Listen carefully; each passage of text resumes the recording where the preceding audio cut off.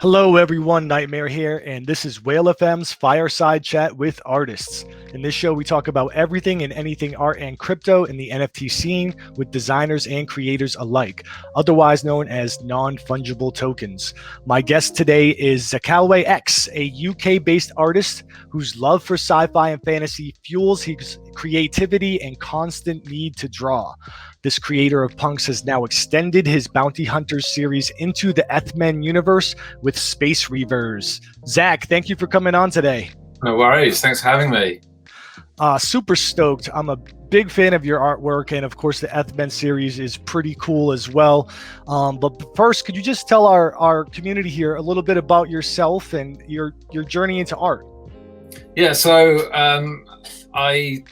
I've been kind of like drawing all my life. I work as a graphic designer, so I've always been doing creative stuff.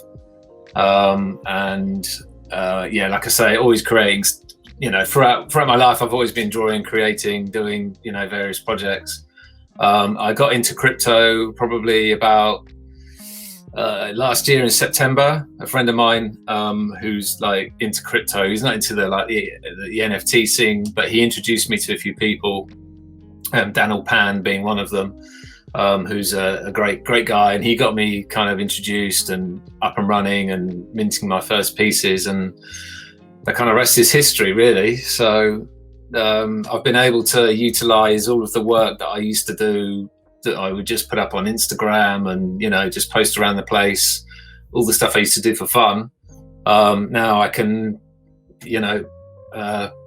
get that out there and kind of start selling it, which is amazing. It's such a transformational thing for me and my art. So it's cool. Yeah, definitely. You mentioned you're a graphic artist. Did you have a formal education in graphic arts, or just picked it up? No, I did. Yeah, I actually went to college. So quite a few years back now, but went to college in London, which is cool. So just met so many great people, and kind of just that was a real kind of way to kind of expand my the kind of influences I had, and explore different kind of routes. And so college was really good for me. Very cool. And then, obviously we'll get into the influence here, because it's pretty clear that you have an aesthetic, which is awesome. But prior to that, before going to school, when you were younger, was there something, that was influential that pushed you towards art, perhaps family or something? Yeah, funny you mentioned that. My father's a graphic designer and illustrator, and my brother is as well. So wow. You can definitely say it's a family thing. So my dad's been massively influential throughout my life on my art career and my design career,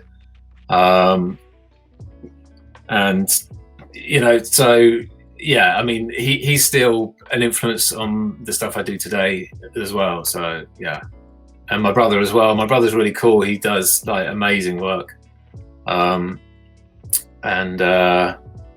so all to get together, we kind of vibe and do different stuff, but it all comes back down to the same thing, which is a love of art.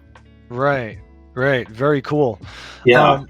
There's an obvious, and you mentioned it, in a lot of your introductions on your socials as well, huge love for sci-fi, comics, cartoons. Can you talk to that a little bit for us? Yeah, for sure. So, I just grew up watching like most of my generation, like Star Wars, Star Trek, all of that kind of stuff. The Alien films, H.R. Geiger, Ridley Scott, Blade Runner, just massive influences on me ever since I was old enough to kind of watch those kind of films.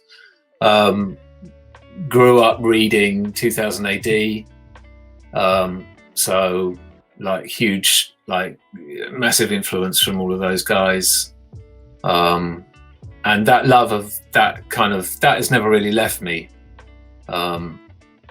So that's where most of this influence comes from. And also like reading books by Ian M. Banks, who does the kind of culture series. Amazing books. Again, they're just kind of a big influence on the kind of thinking and the ideas that I have. Very cool. And you know, it's interesting that what you cite are kind of conceptualized things that have to do with sci-fi, as opposed to literally something that was aesthetically influential. It's more kind of the entire universe and thought process. Yeah. So I mean, like, my drawing process is kind of like, I don't know. I just start.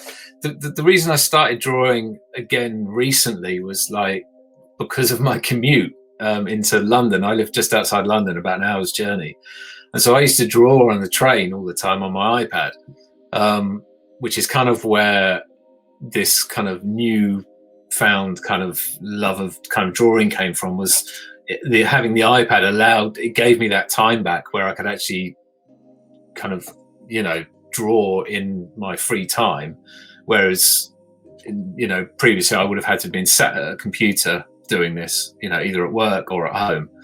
So having the iPad was amazing because it just kind of completely freed up my creativity, which was kind of, you know, what allowed me to kind of produce most of what you see here. So so that's kind of where that started from. So my drawing process is really, a lot of it is about my downtime. Okay. I'll just kind of like start vibing and just start doodling something, and then suddenly that will turn into something else. And do you know what I mean? I don't really like, I quite rarely think about what I'm going to draw before I start drawing it. A lot of the time I'll just kind of, it's just a process where I'll just start doing something and then it turns into something. I go, okay, that's quite cool, or, you know, that could be that, and then that's kind of where it kind of goes from there. So yeah, I mean, but again, a lot of the time, you know, I'm influenced by what I see. You know, always kind of like on Instagram, just following so many great artists on there, and you know, just you get influence from everything that you see and do, you know, in your life. So there's always little ideas that you kind of sort of think, oh, that could work, you know, for this, or, you know, maybe I'll try doing some of that in, you know, the next time I do something. So yeah, and then, you know, I also noticed that a lot of descriptions, it's very detailed as far as like giving a narrative and a story to that. Is that something that you actively work to create as well as the universe for where these art pieces live in?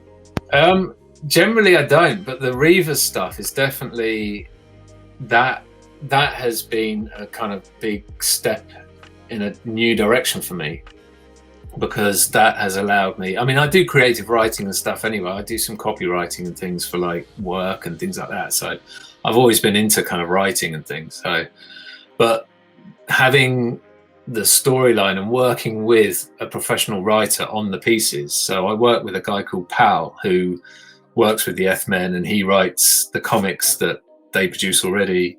So Zieg, who is the guy who started the ETH-MEN, he put me in touch with Pal, and we started kind of just bouncing some ideas around. Because just to kind of go back on that, what happened with me getting involved with doing the ETH-MEN stuff and the Reavers was I created a series called Punx, and one of the collectors so these are the Punx guys, which were just again taking that kind of cyberpunk and just doing portraits of like cyberpunk characters. I just really liked the fact that, you know, they were quite in-depth, detailed portraits of these guys, and just the colours and everything all just really worked. And this series just really took off. And one of the collectors of one of these pieces said, you should do a tie-in with the ETH-MEN, maybe do a character with them. And I was like, okay, that's cool. You know, that sounds good. And they copied the ETH-MEN in on the tweet, and then the ETH-MEN, like, you know, we're like, yeah, that's cool, let's do it. So that's kind of where that started from. So then I started having conversations with them and kind of met up talking to Zeke, and then from there we decided that having a look at Zeke had a look at some of my work, and he said, well, you've done these kind of bounty hunter characters, what are you using these for? And I said, well, they're just some stuff I do, I enjoy doing them. He said, well, how would you feel about maybe bringing that into the ETH-MEN universe? And I was like, yeah, that's cool. So that's kind of where that started from. Very cool. And for the audience, and I don't know if everyone is familiar with ETH-MEN. But it's a pretty intricate. It's very cool if you're a fan of cartoons, sci-fi, kind of an 80s aesthetic almost, and they have some pretty intricate tie-ins with their whole ecosystem. Would you mind just taking a moment talking about ETH-MEN and explaining it a bit? Yeah, for sure. So the ETH-MEN is basically, it originally kind of started around creating these characters in packs. So if you remember in the old days when you used to get your Star Wars characters in a kind of, plastic sealed pack with the backing card, and you'd get all the kind of bits with it, that's exactly the kind of aesthetic that the ETH-MEN are looking to do. They're kind of reliving all that generational kind of thing that we all had of collecting characters. And so you can, obviously, they're a limited run. You buy the characters. Originally, they used to have 2 NFTs, so you'd have the front and the back. But they've now rewritten the contract so you can get the front and back within the same NFT, which is really cool. You can then log on to their website with your wallet. And so where you do the connect button, you connect up. And then what happens is that will bring up all of the ETH-MEN characters that you've collected. And also if they do these really cool avatars, so you can collect avatars as well. And if you've collected any of the Reavers, then the Reavers will appear in there as well. So it's just a really, really well thought out, for me, it's a really well thought out project because it's just got everything consolidated into one space. And they've got a really great community. Like if you get on the Discord, they're just like a really great bunch of guys. So for me, it's like that whole collecting thing that we all kind of used to love to do when we were growing up. You can now do it now do it again with all of your crypto characters. So right, it's super cool. Isn't there like a burn component? So if you take the character out of the packaging and get a 3D model, right?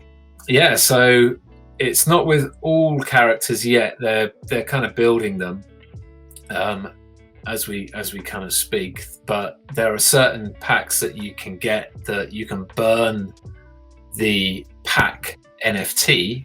And once you've done that, you basically unpack it, and then you basically unpack a 3D model of the character, which is really cool. So again, they've just kind of taken that to another level, which is what I love about the whole project as well, is that it's just so well thought out. Right, and there's also a comic that they're publishing and working on that gives narrative to some of the figures. Yeah, so the comic is it's just the first comic so far, but what happens is once you've bought the comic, you can either keep it in its original pack, or you can again choose to unpack it. If you unpack it, then it means that you get pages updated to you, so you can go online and you can read the comic. So some people, for instance, have bought like maybe a couple of the comics, so they'll maybe keep one aside so that they keep it packed in its original pack, and then another one so that they can read it as well. So again, it's just like a really clever way of kind of managing that NFT and the project. And again, they've got these like voxel items that you can buy, and obviously use those in crypto voxels. Right. So a really, intricate ecosystem, but very cool, like you said, for people that were into collecting. And so I'm glad we jumped in here so we can see how it makes perfect sense for your bounty hunter series, to have their own set of its own segment within this world with Space Reavers.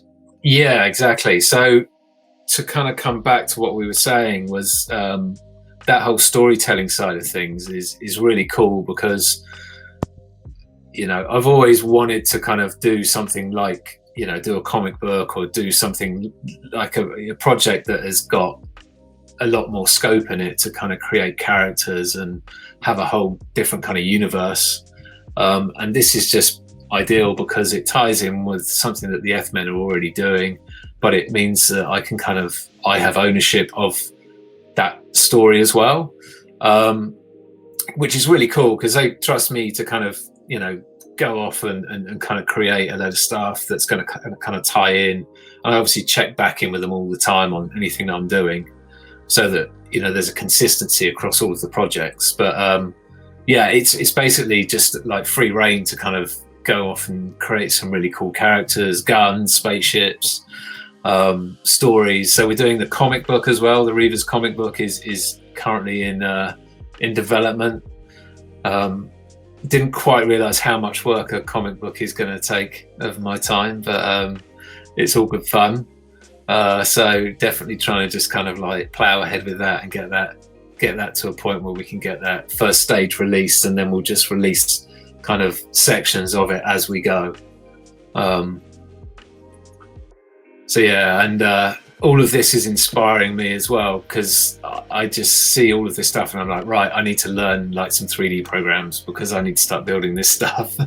So right. It's really cool for me as a kind of developing my the tools that I use and how I go around creating things. So I'm trying to learn Blender. It's taking a long time, but I will get there. I'm definitely going to be building 3D spaceships by the end of the year. So that's going to be fun. And we haven't even talked about figures, right? Is that coming up soon in the pipeline, or still a bit of ways? Yeah, it's a bit away. I think, we're just going to, what we're trying to do is just embed the storyline, because at the moment we've only done, so the whole kind of Reavers concept is based around, the Reavers were originally, sort of spread across the universe, causing havoc. They got driven back and kind of retreated into the kind of, the fringes of the solar system, as they, or the fringes of the galaxy rather, as they were kind of defeated. And where we are now with it, the story is really about how they're kind of like starting to creep back into the kind of territory and starting to kind of do raids and stuff again.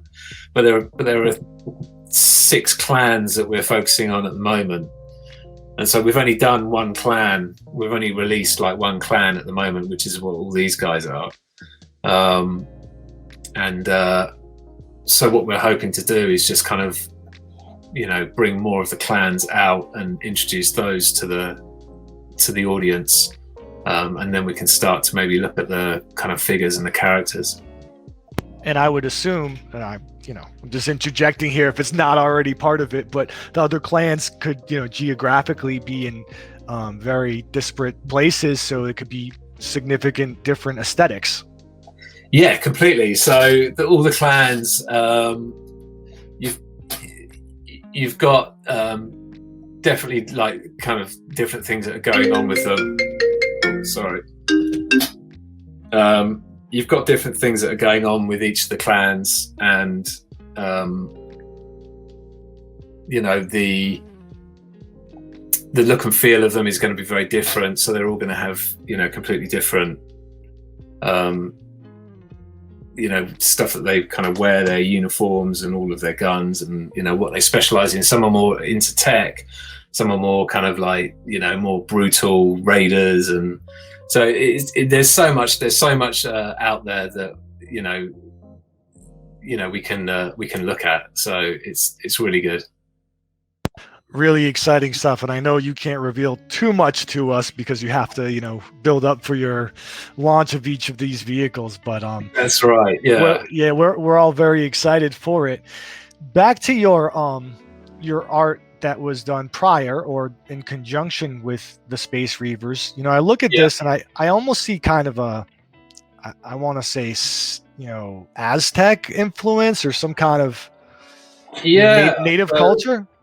Yeah, do you know what? I've always been really interested in kind of masks and stuff, and I love to draw. Like, so there's a series that I did.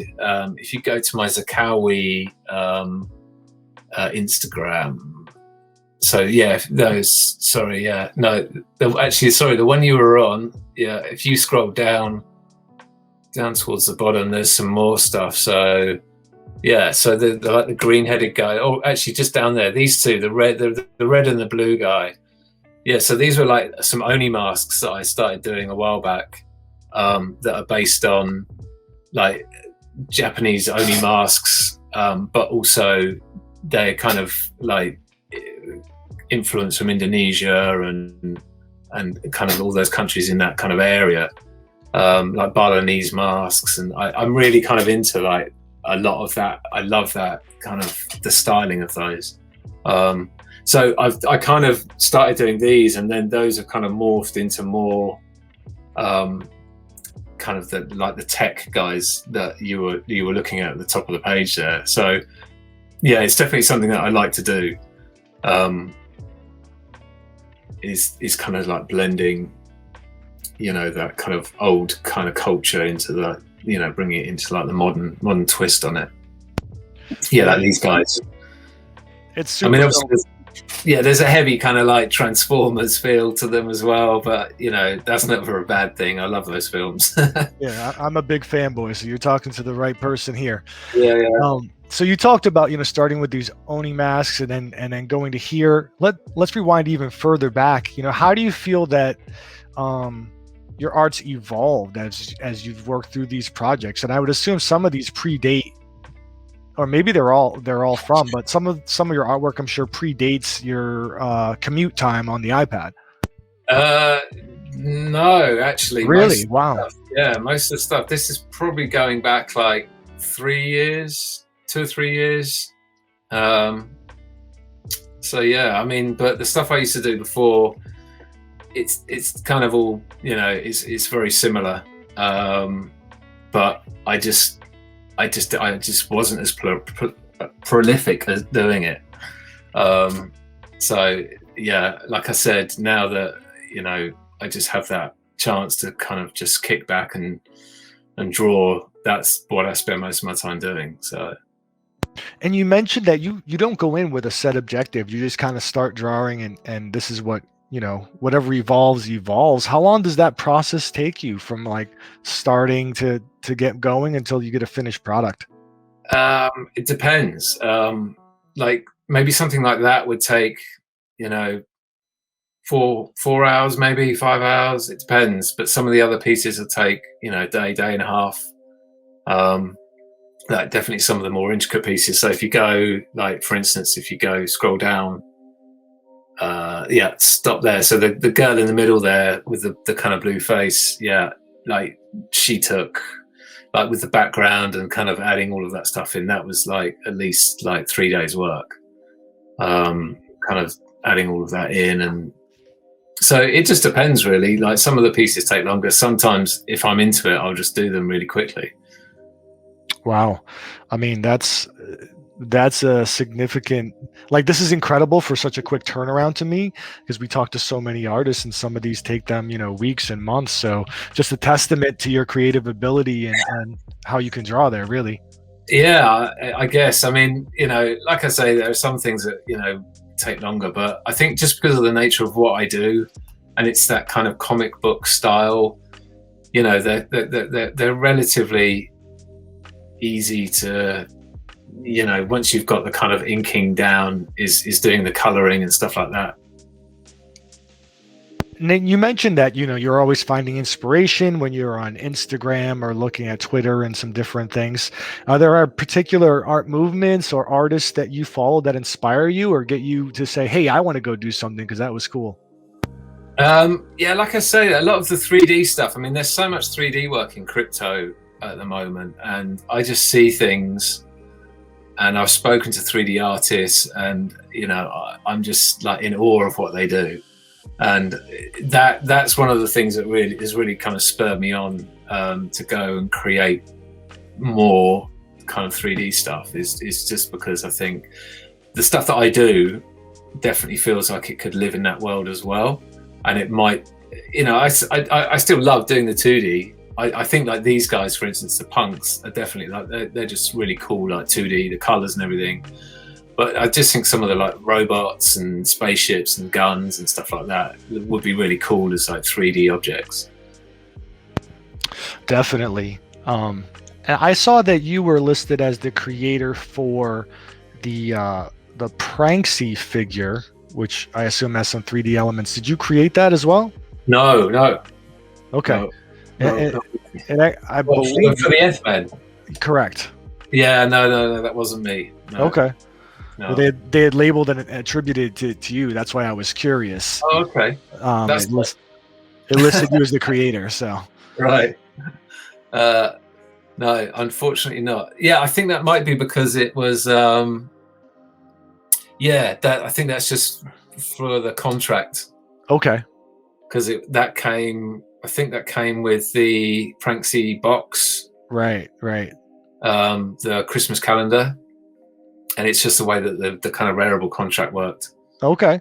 Well, that's why I was curious because you were talking about 3D rendering. Yeah. So for Space Reavers, it's very cool. I know I'm getting ahead of it a little bit, but it sounds like, a lot of opportunity there for something physical down the line. Do you do any physical manifestations of your art beyond the digital stuff? No, I never have, but it's something that I'm definitely interested in doing. In fact, there's a few people out there on the scene at the moment who are kind of looking into doing that kind of stuff. So, I think I'm going to take their lead and see what they manage to pull out of the bag, and then maybe I'll tap them up for a bit of advice as to what to do. Right, because long term, what I actually want is to get my hands on that Space Reavers action figure. But in the interim, I'm sure that you could get some 3D printing of some very cool works going as well. Yeah, so this is it. So that's my game plan, is to kind of get the 3D side of things down, and then obviously it's quite a quick, relatively quick step into moving into printing 3D printed stuff. So yeah, definitely something I'm interested in doing.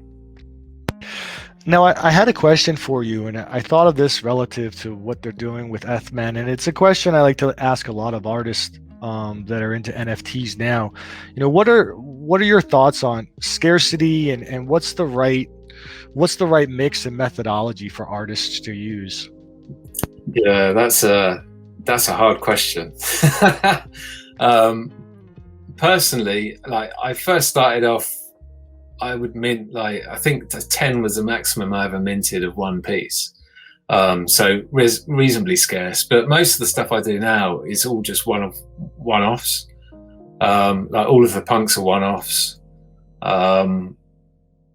and all of the ETH-MEN, the Reaver stuff is one-offs, and it's just something that I like to do because I find if I mint a lot of one piece and then that piece just tends to hang around for a long time, I think it's just something to do with my nature, but I just get kind of a bit bored of seeing it. Do you see what I mean? So I just like to kind of do one-offs, and then if someone buys it, then they own that, and that's cool, and then they've got that artwork and I can move on. So that's how I like to work. But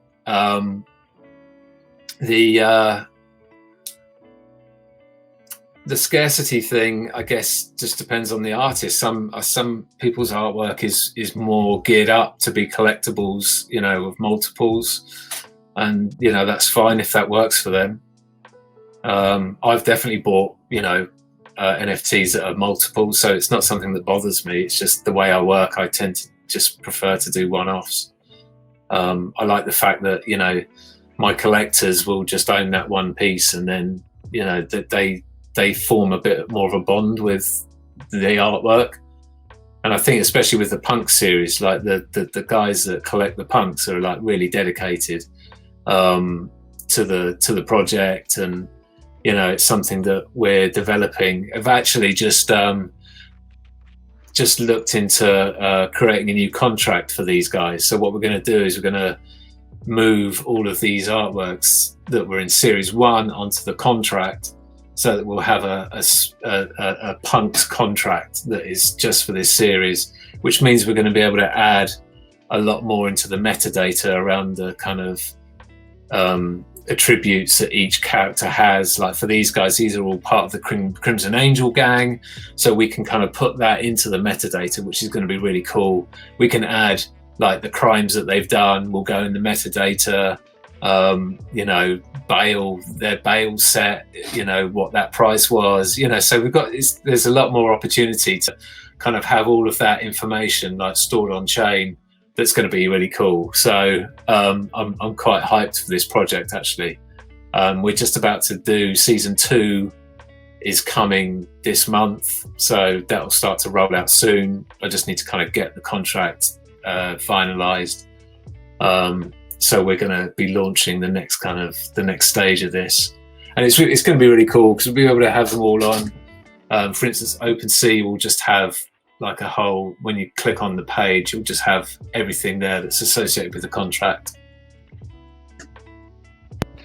That's awesome. And it kind of makes me wonder, you know, with all the new, every day I feel like there's someone thinking of a new creative way to leverage the smart contract to do some different AR and VR stuff with the NFTs. And, you know, just thinking about the possibilities to gamify these or to give them extra cool stuff, even from a sci-fi perspective, there's so much there. Any thoughts on like possibilities or wish lists of things to try to accomplish?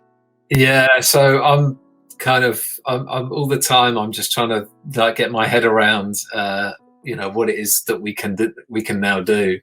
One of the things I was talking to someone about the other day was just like evolving, because when you've minted your own, when you've got your own contract and you can upload a new image to the IPFS that is associated with that contract. So in theory, you can evolve an art piece as well.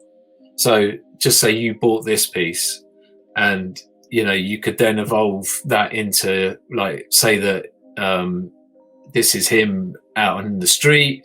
Maybe he gets caught, put in prison. You know, you do a new artwork where it's his, you know, prison record or his kind of mugshot or something, and then you can upload that onto the NFT contract, so that that image would disappear and his new mugshot would appear in place. So do you see what I mean? There are ways of kind of like developing and changing how the NFT works, so that over the course of a lifetime, the NFT might, you know, potentially evolve and change. Obviously, you wouldn't ever do that without the consent of the owner. But my point is that it just having your own contract and being able to kind of control what images associated with each NFT, or, you know, each part of that contract, just allows you to maybe kind of explore and do different things in the future.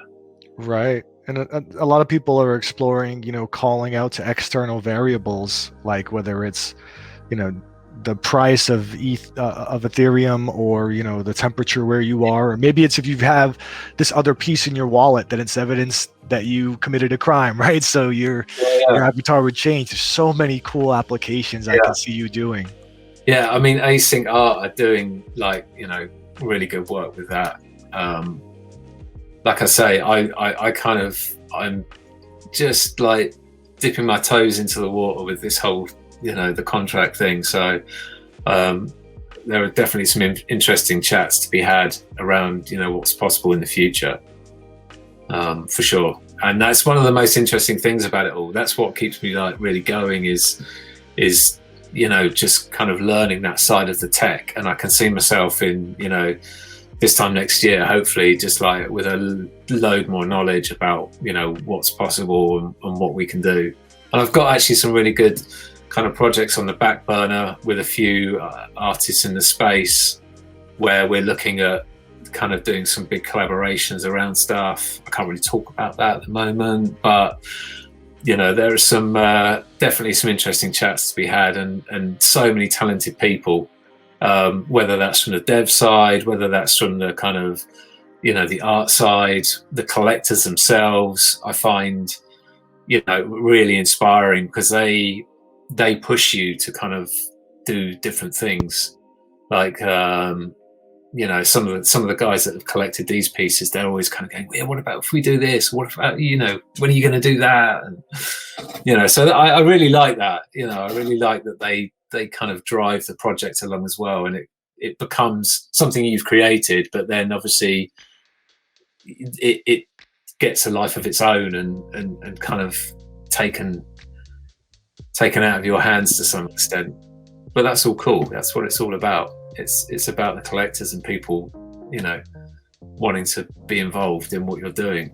And I don't think there's anything more that an artist could ask for, really, is having people who are passionate about what they're doing.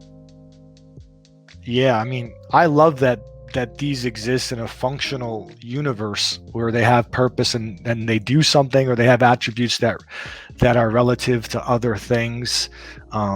Tying it all together, it's I'm looking at your artwork of the SPACE REAVERS, and I'm paying attention to the weapons, and I'm thinking, hey, is that going to come in the packaging of the figure as well? Like all these small details that can just, and even as an artist, you're sending people that want to consume, that want more of it, to all these other avenues to get more of it as well. So it's a cyclical thing.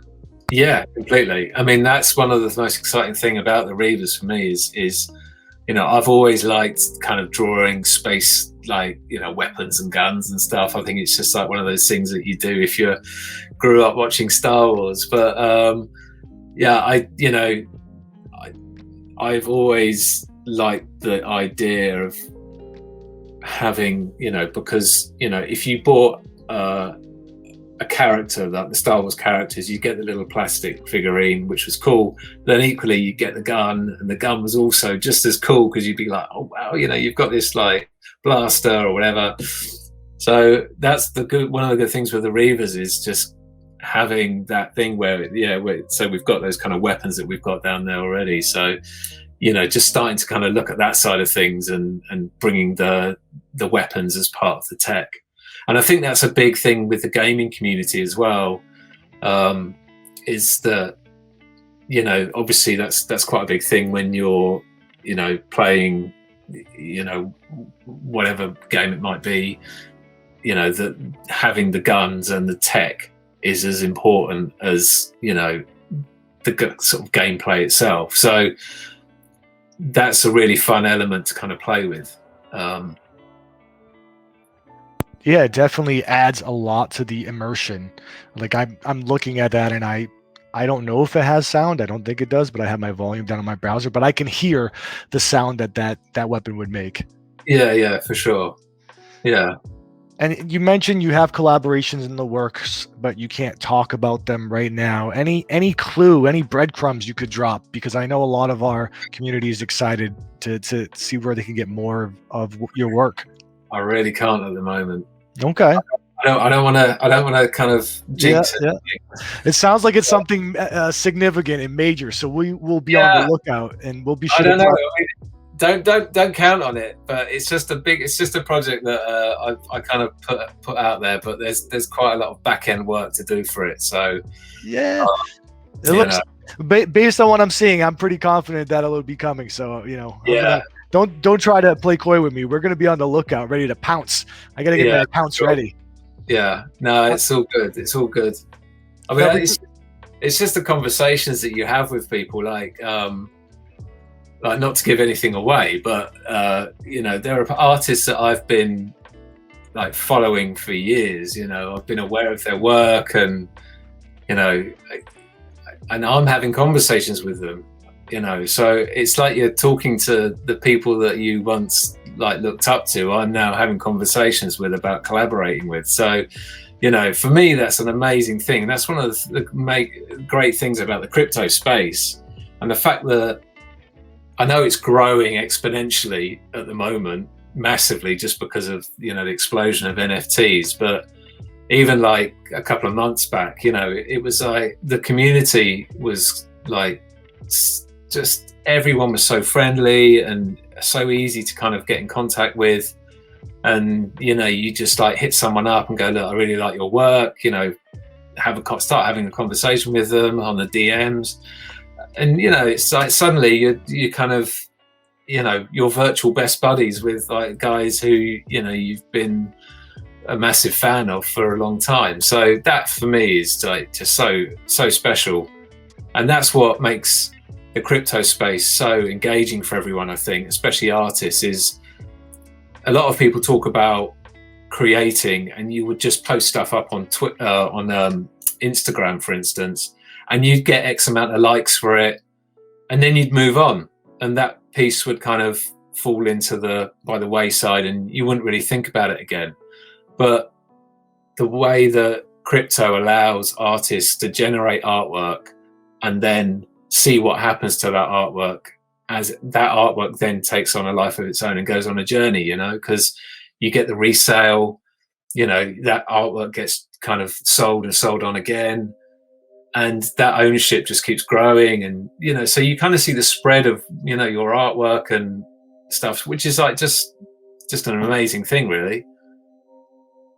Most definitely. And sometimes people come to our community asking, you know, hey, how do I get started? Where should we go? And we always advocate Twitter, and Twitter is one of the main sources, because the community, as it was, you know, evolving, that was really the playground where people were making these connections more so than a lot of other socials that would traditionally be the base for cryptocurrency. And this is not coming from the same origin.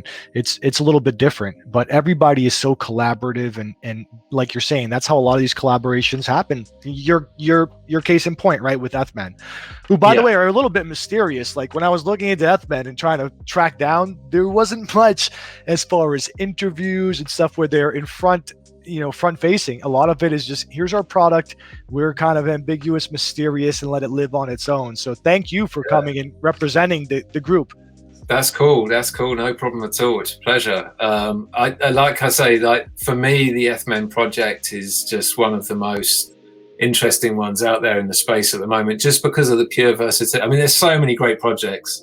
You know, you could be here all day talking about stuff you love, but for me, the ETH-MEN is just one of those things that, you know, they've kind of got loads of different things going on. There's loads of points at which you can kind of like jump on and then kind of get involved in. And like I said, the community is just really great. So again, you know, that's something that I'm just, you know, really interested to sort of see what happens with. By the way, the whale community is something that I'm kind of new to as well. So I'm looking forward to kind of getting more involved with what you guys are doing. Oh, welcome. We will definitely get you up to speed. We'll be glad to have you.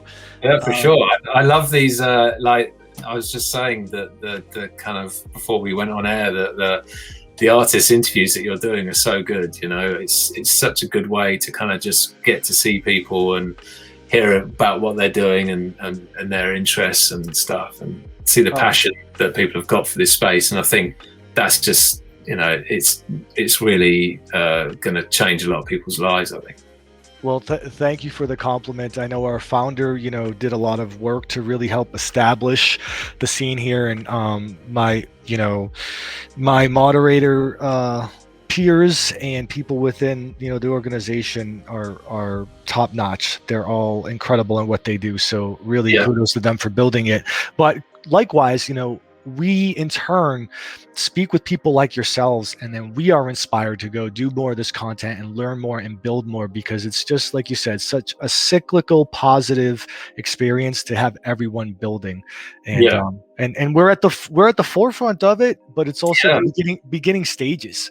Like, everyone talks about a renaissance, and I think, you know, throughout my whole career, I don't think I've ever been involved in anything that is as at the forefront of any kind of tech or scene that, you know, that as this is, you know. And I know I'm talking like, you know, there are people that have been doing this since 2017, 16, 17, you know, like the proper OGs. You know, you look at Robness and those guys, Max Asaris, who's just, you know, they're just legends. I love all of the old school, the OG guys. But you know, like you say, it's still early days, and I'm just, you know, excited to see what people are going to do, and where they're going to take the scene. You know, it's just so exciting to be part of. What, you know, speaking of new artists that would come and you know, be at the forefront of this along with us and everyone else on this journey, what advice would you give new people coming into this space? Because that's a question we get a lot. You know, artists come on and say, hey, how can I participate? What do I need to do? Because I feel like there's so much going on. I'm lost in the shuffle. Yeah, it's tough. I mean, I guess when I started, you know, back in like kind of mid-September last year, you know, the scene has kind of grown massively even since then, and there's so many artists coming on board. What I always try and do is, if I spot a new artist, is like, you know, and I like the stuff that they're doing, I'll take a lot of time out to kind of just like DM them and talk them through and give them advice, because I know that helped me massively. Like I said, Daniel Pan was just like amazing, just held my hand on the first kind of few weeks just to kind of get me on board. But I think one of the things is time. Just take time to look at what other people are doing, do a bit of research, spend some time on crypto Twitter, just talking to other artists and getting involved in the scene. Don't try and rush anything too much. There's a lot of stories going around at the moment about people who have been kind of clicking on fake MetaMask links in Google search, and I've seen a couple of guys recently that have just had their wallets kind of rinsed out of all of their money because they've logged onto a fake MetaMask link. So there's a lot of things that you need to be like crypto savvy about, you know, just being secure with your wallet and all of that kind of stuff as well. So there's a lot to take on board for a new artist, and it can be quite daunting. But the other thing would be to just ask questions, because most people in the space are just really friendly. If you contact someone, I'd say 9 out of 10 times you're going to get a response, and people are really helpful. And there's a lot of, you know, people want to help and people want to kind of be involved and get people on board, especially if they're great artists. You know, you see someone's art and, you know, you're straight in there, buy a few pieces, then contact them and say, right, you know, anything I can do to help, because you want that artist to succeed, you know, because, you know, you love the stuff that they do. Great advice. And alternatively, here's a question from our audience that is relevant. What is some advice you would advise people to not do, to steer away from, something that is a mistake they should avoid? Yeah, I mean, I think there's a lot of, I don't know, it's hard to say, but you need to stick to what you do and don't try and kind of copy what is being fashionable in the scene at that time. Like, you know, stick to what you're true to, your artwork and your art form. Don't try and copy what other people are doing. Just because someone's successful doesn't mean you'll be successful if you start to copy what they do. And I don't mean directly, but even like, you know, just try and be yourself and do the stuff that you enjoy doing, because at the end of the day, that will always shine through. If you try and do something that you're not that comfortable with, then, you know, I think it usually shows. And again, just take your time. You know, don't feel forced to kind of, you know, move at the pace that the scene moves at, because it's so quick. You know, when you first start out, you just need to kind of take things slowly and take it in your time. You know, take your time over things, and then, you know, soon you'll be flying along with everyone else. Very cool. I knew this. I knew this next question was coming. 100%. Why aren't you developing gear sets for MMORPGs and video games? Have you ever thought about making art for video games? I would love to make art for video games, but I don't even know what an MMORPG is, I'm afraid. So I need to do some research into that. But if anyone can talk to me, I'm happy to design it if they can make it.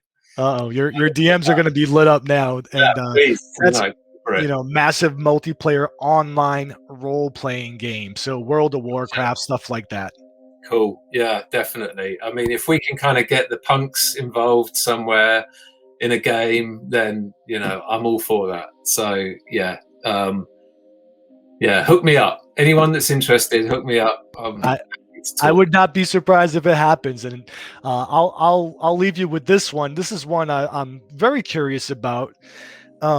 What sci-fi shows or games or IPs are you into right now that you're finding inspiring and cool? Are you watching WandaVision? Are you into The Mandalorian? What are you into right now?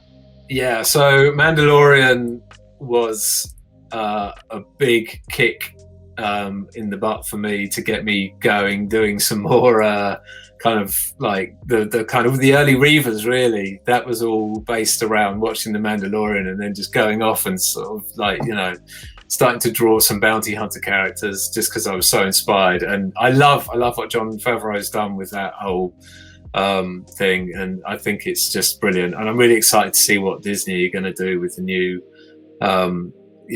the things that they've got in the pipeline. Again, Marvel, love Marvel. I think everything that those guys have done is just so inspiring. It's great to see my kids are involved in they love all of that stuff now. So it's really good to have grown up reading comics and all of those kind of characters, and then seeing my kids kind of getting involved. And my son's like a book of knowledge. He knows way more than me. He just absorbs all of that stuff like a sponge, and he can just talk about all this stuff, and I'm like, what are you talking about? It's just amazing to see. So it's really good fun. Very cool. Yeah. My son is the same way. He corrects me when we go to the comic book store, which is a little embarrassing at this point, but I don't know how, I guess I should be proud. It's going to become competitive eventually, but right now I'll just be proud. Yeah, for sure. Just take that one on the chin and say, yeah, okay. Yeah, well, I will encourage all of our listeners, everyone that's going to be watching on all of our platforms, please check out Zach's socials. We'll post them into the chat field, and you can definitely check out his works on Rarible, on OpenSea. It sounds like there'll be some interesting collaborations that we should follow your Twitter. Is Twitter or Instagram the best place for our people to follow you? Twitter for sure. Yeah. I'm rarely on Instagram. Okay. I post my work there, but I don't really spend a huge amount of time on there anymore. So Twitter's definitely the place. Okay. And looking into the Discord more often now as well. So you can meet me on Discords, various ones. Okay. I'm sure everyone will. And everyone, I encourage you to check out ETH-MEN. Super cool project. You will soon see the SPACE REAVERS that Zach's working on in these action figure format. And it's awesome when you get your hands on them. You can open them up. You can do so many things within the ETH-MEN ecosystem. Yeah. I'd encourage everyone to check it out. Yeah, for sure. Zach, thank you so much for taking some time today. I would love to have you back on when you're going to be able to talk about this super secret awesome project. Should it happen? I say should in quotes because I'm very confident it will. But should it happen, please come back on and spend more time with us. Yeah, no problem. I'll definitely do that. And thank you for your time, and thank you for having me. It's been a pleasure to talk to you. Awesome. Have a great day. Thank you. Take care.